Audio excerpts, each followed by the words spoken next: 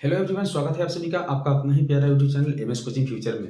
यदि आप भी मैट्रिक बोर्ड परीक्षा 2024 में शामिल होने वाले विद्यार्थी है तो यह वीडियो आपके लिए इंपॉर्टेंट होने वाला है, क्योंकि पिछले 4-5 साल के क्वेश्चन बैंक देखने के बाद यह पता चला कि मैट्रिक बोर्ड परीक्षा में एक बहुलक की क्वेश्चन आती है जो आप लोगों के लिए 5 अंक यानी 5 नंबर देती है। जैसे कि आप लोगों को पता है कि बिहार बोर्ड मैट्रिक की जो परीक्षा लेती है उसमें कुल मिला के 8 दीर्घ प्रश्न मैथ से पूछे जाते हैं, जिसमें से आपको किन्हीं 4 प्रश्नों का सही हल करना होता है, जिससे आपको हर एक प्रश्न में 5 अंक मिलता है। यानी 4 प्रश्नों को आप हल करते हैं तो आपको कुल मिलाकर 20 अंक प्राप्त होता है। तो बिल्कुल हम वही बहुलक लेकर आए हुए हैं आप लोगों के लिए जो आपके मैट्रिक बोर्ड परीक्षा में पूछे जाएंगे। तो बिल्कुल इस वीडियो में अगर आप पूरा वॉच कर लेते हैं, इस वीडियो को फुल देख लेते हैं, तो आपके लाइफ में कभी भी आपके एग्जाम में अगर बहुलक की सवाल आए तो बिल्कुल आप उसे मिनटों सेकंडों में बना सकते हैं। तो चलिए हम देरी नहीं करते हुए वीडियो को शुरू करते हैं। और आज जो आपको स्क्रीन पर जो बहुलक दिखाई दे रहा है उसका फुल हल करेंगे इस वीडियो में। तो आप लोग वीडियो पर शुरू से अंत तक जरूर बने रहिएगा। अगर एक लाइक नहीं किया तो बिल्कुल लाइक कर लेना है। तो चलिए हम वीडियो को शुरू करते हैं और देखते हैं कि बहुलक को किस प्रकार से हल किया जाता है।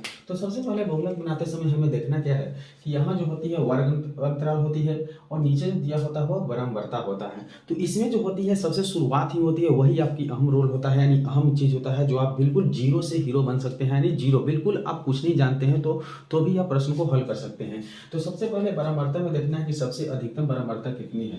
यानी सबसे अधिकतम बराबरता तो देख रहे हैं हम लोग कितना है, 61 है। यानी 61 जो है वही हमारा जो है बारंबारता होने वाला है। यानी हमारे जो बारंबारता होगा बहुलक के वह क्या होगा। तो सबसे पहले हम अगर आपको प्रॉब्लम हो और दिक्कत हो कि बहुलक की मान कैसे निकाला जाता है और बहुलक में कौन क्या होता है उसे पहचानने में आपको कठिनाइयां हो, तो सबसे पहले एक सरल उपाय यही है कि आप लोग क्या करिए कि बहुलक की फार्मूला लिख लीजिए। ठीक है, तो बहुलक की फार्मूला आप लोग को याद होगा कि बहुलक की फार्मूला जो होता है वह क्या होता है, n plus f1 minus f0 और बटा में क्या होता है 2f1 minus f0 minus f2 और गुणे क्या होता है h। इस तरह लिखने से आपको क्या होगा कि कौन मान निकालना है यह आपको पता चल जाएगा। तो जो सबसे अधिकतम बराबरता होती है वही आपका f1 होता है। क्या होता है, f1 होता है। तो जैसे हम f1 का मान निकालेंगे वो हमारा कितना हो जाएगा, 61 हो जाएगा। अब यहीं से आपको दिमाग लगाना होता है कि हम कैसे अब माध्यक वर्ग बहुलक वर्ग कैसे निकालेंगे, यानी बहुलक का जो वर्ग होता है वो हमें कैसे पता चलेगा जिससे हमें एल का मान प्राप्त होगा। तो जो अधिकतम बराबरता होता है उसी के जो वर्ग अंतराल होते हैं वही आपका क्या होते हैं, बहुलक वर्ग होते हैं। तो लिखेंगे कि चूंकि बहुलक वर्ग जो आपका है, बहुलक वर्ग यहाँ लिखना है कि बहुलक वर्ग बराबर क्या लिखना है, बिल्कुल समझना है जीरो से। बिल्कुल आप लोग साइलेंट होकर वीडियो को देखिएगा, बिल्कुल एकाग्रता के साथ कि आप लोगों को समझ में आए कि कौन मान कहां से हम ले रहे हैं। तो जो सबसे अधिक बराबरता था वही हमारा f1 का मान 61 हुआ है और उसी का जो वर्ग अंतराल आप लोग 60 से 80 देख रहे हैं, यानी 60 से 80 जो है आपका यहाँ बहुलक वर्ग हो जाएगा। अब जैसे आप लोगों को बहुलक वर्ग पता चल जाए तो आप यहीं पे क्या करिएगा कि एल के मतलब होता है लोअर लिमिट, यानी निम्न सीमा जो होता है उसे हमें निकाल लेना है। यानी एल का जो मान हो जाएगा वह कितना हो जाएगा, तो याद रखना है कि इसकी जो सबसे छोटी जो आंकड़ा है, छोटी जो संख्या है 60 है, वही आपका क्या हो जाएगा, एल का मान यानी एल का वैल्यू हो जाएगा। ठीक है, अब जैसे हम एल का मान निकाल लेते हैं तो हमारे पास रहता है दो और मान, क्या, जो एज। अब एज कैसे निकालना है, एज का मतलब होता है हाइट यानी लंबाई अंतराल। किसकी अंतराल, तो जो बहुलक वर्ग की वर्ग अंतराल होती है उसके बीच के जो अंतराल यानी डिफरेंस होता है कितने से बढ़ा होता है यह आपको देखना होता है। जैसे हम लोग 0 से 20 देख रहे हैं तो 20 बढ़ा है, 20 से 40 देखें तो 20 बढ़ा है, 40 से 60 देखें तो 20 बढ़ा है और 60 से 80 देखें तो बिल्कुल क्या बढ़ा है, 20 बढ़ा है। तो बिल्कुल आप लोगों को क्या करना है कि यहीं से आपको एज का मान निकालना है। कैसे निकालना है एज के मान, तो जो अधिकतम, मान लीजिए कि हम बहुलक को 60 से 80 देख रहे हैं, कितने के अंतराल से बढ़ रहा है, तो 20 के अंतराल से बढ़ रहा है। यही आपका वर्ग अंतराल कितना हो जाएगा, 20 हो जाएगा। अब आपके पास दो मान और बचे हैं, वह कौन सा मान है, तो बिल्कुल आपको f0 और f2 का मान निकालना है। बिल्कुल अगर आपको बहुलक का जो है मान निकालने में कठिनाइयां होती है तो आप फार्मूला लिख के वहां से मान आसान तरीका से निकाल सकते हैं। तो बिल्कुल अब हम लोगों का f0 का जो मान होगा, तो सबसे अधिक बराबरता को हम f1 माने हैं, तो ठीक उसके पहले वाले जो यहाँ आपको 52 दिखाई दे रहा है वह आपका f0 का मान हो जाएगा। यानी f0 का मान कितना हो जाएगा, 52 हो जाएगा। वहीं आप लोगों को अब बच गया F2 का मान कैसे निकालिएगा। तो जो अधिकतम बराबरता 61 है उसके ठीक बाद वाले जो 38 आपको दिखाई दे रहे हैं वही जो है आपका F2 का वैल्यू कितना है, 38 है। और याद रहे कि जब भी आप मैथ की प्रश्न को हल करिएगा तो याद रहे कि सब जो है बराबर इक्वल में होना चाहिए। बराबर का मतलब होता है बराबर, चूंकि शुरुआत में देना है और बाद में जहां से हम इसको हल करने वाले हैं वहां हम इसलिए देंगे। यह बात पे ध्यान दीजिएगा, अगर इस बात पे ध्यान नहीं दीजिएगा तो आपका नंबर कम आ सकता है। तो सबसे पहले अब हम लोग बहुलक का फॉर्मूला लिखे थे, वहां हम इस सभी मानों को क्या करेंगे, बारी बारी से ले जाकर रखेंगे। यानी हमें एल का मान पहले चाहिए, एल का मान कितना दिया हुआ है, तो एल के मान 60 दिया हुआ है। अब हमें F1 के मान चाहिए, अब F1 के मान देखना है कितना है, 61 है, तो 61 ले लेंगे। माइनस अब हमें F0 के मान चाहिए, F0 के मान कितना है, तो 52 है। उसके बाद हमें बटा में करना है 2 गुने F1, यानी F1 के मान कितना है, तो F1 के मान आप लोग देख रहे हैं कि 61 है। वही माइनस में F0 का मान कितना है, तो F0 का मान आप लोग देख रहे हैं कितना है, 52 दिया हुआ है, तो हमें 52 लिखना है।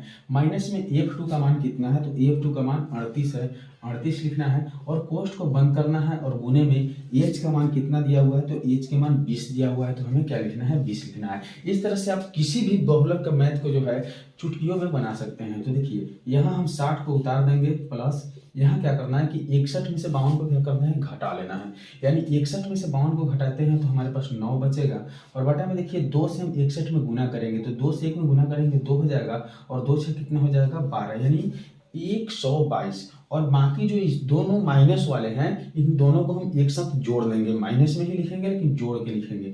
अब क्या करना है कि 8 में 2 जोड़ेंगे 10 हो जाएगा, 10 का 0 हाथ लगा 1, और 5 और 3 8 हो जाएगा, और हाथ में के 1 जोड़ देंगे कितना हो जाएगा, 9 हो जाएगा। और गुने में आपके पास कितना बचा हुआ है, तो गुने में बचा हुआ है 20। बिल्कुल समझना है एक एक लाइन को। तो यहाँ 60 दिया हुआ है और प्लस अब हमारे पास 61 में से 52 घटाने पर कितना आया है, तो 9 आया है। 2 में 61 से गुना करने पर 122 आया है, और 52 में 38 जोड़ने पर 90 आया है। ठीक है, याद रहे एक एक मान को सही से देखना है, नहीं तो गलत हो जाएगा मैथ, तो बिल्कुल आपका 5 नंबर कट जाएगा, नहीं मिलेगा। ठीक है, तो यहाँ 9 लिखना है, और बटा में क्या करना है कि 122 में से 90 को घटाना है। यानी 122 को अलग हम लिखेंगे और घटाएंगे कितना, 90, यानी 2 के 2, 12 में से 9 गया 3, कितना हो जाएगा, 32। यानी हमारे पास बच्चा 32 और गुने में बच्चा 20। ठीक है, तो बोडमास के नियम के अनुसार हम लोग पहले गुना कटाएंगे। ठीक है, तो यहाँ देखेंगे कि कितने से कटने वाला है, 4 से 4 पचे 20 और 4 8 32, यानी हमारे पास 60 प्लस 9 बटा कितना आ गया, 8। और हम 9 से 5 में गुना करके डायरेक्ट हम लिख सकते हैं, 9 पचे कितना हो जाएगा, 45। ठीक है, तो याद रहे कि इस तरह से अगर आप बनाते हैं तो बहुत इजी लगेगा आपको मैथ बनाने में, और स्टेप बाय स्टेप आप मैथ को क्या करेंगे, बना लेंगे इजीली तरीके से। ठीक है, तो अब हमें क्या करना है कि यहाँ 60 और 45 बटा 8 के बटा के जोड़ करेंगे तो ज़्यादा समय लगेगा। तो हमें करना क्या है कि ये 45 में जो है 8 से भागा देना है, तो 45 में आपको भागा देना है 8 से। 8 बजे कितना हो जाएगा, 40, और बचा 5, दोनों कट गया। देखिए दशमलव देकर 0 लेंगे, और 8 से कितना ले लेंगे, 48। ठीक है, फिर हमारे पास बचा 2, दशमलव दिए हैं 0, 8 दूनी कितना हो जाएगा, 16। अब बचा 4, दशमलव दिए हैं 0 लेंगे, 8 बचे 40, यानी 5.625 में पूरी कट चुका है। ठीक है, तो हमारे पास पहले का जो बचा हुआ है कितना है, 60 है, और उसके बाद प्लस में हमें लिखना है 45 से भाग दिए, 45 में भाग दिए 8 से, तो 5.625 आया है, कितना है, 5.625।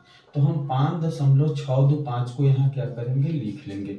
अब हमें 60 में 5 जोड़ देना है, कितना हो गया, 65 हो गया, और दशमलव वाले सभी अंकों को उतार देना है। यही हमारे पास बहुलक का मान हो गया। तो बिल्कुल इस तरह की इंटरेस्टिंग वीडियो देखने के लिए आप इस यूट्यूब चैनल को सब्सक्राइब कर लीजिएगा। अगर वीडियो आपको समझ में नहीं आया हो एक बार में, तो बिल्कुल इसके दोबारा करके देख लेना है, यानी फिर से देख लेना है, ताकि आप लोग को एक बार में ही बहुलक समझ में आ जाए, और बहुलक का कोई भी प्रश्न हो तो आप हल कर सकते हैं। तो चलिए आज के प्रश्न में और आज के वीडियो में हम यह बहुलक सिखाए हैं, कल वाले कुछ और सीखेंगे, क्योंकि बाकी जितने भी हमारे पास अब बचा हुआ है 8 प्रश्नों में 4 हल करने के लिए, तो हम सभी बारी बारी से आप लोगों को बताएंगे। तो चलिए मिलेंगे अगले वीडियो में, तब तक के लिए बाय।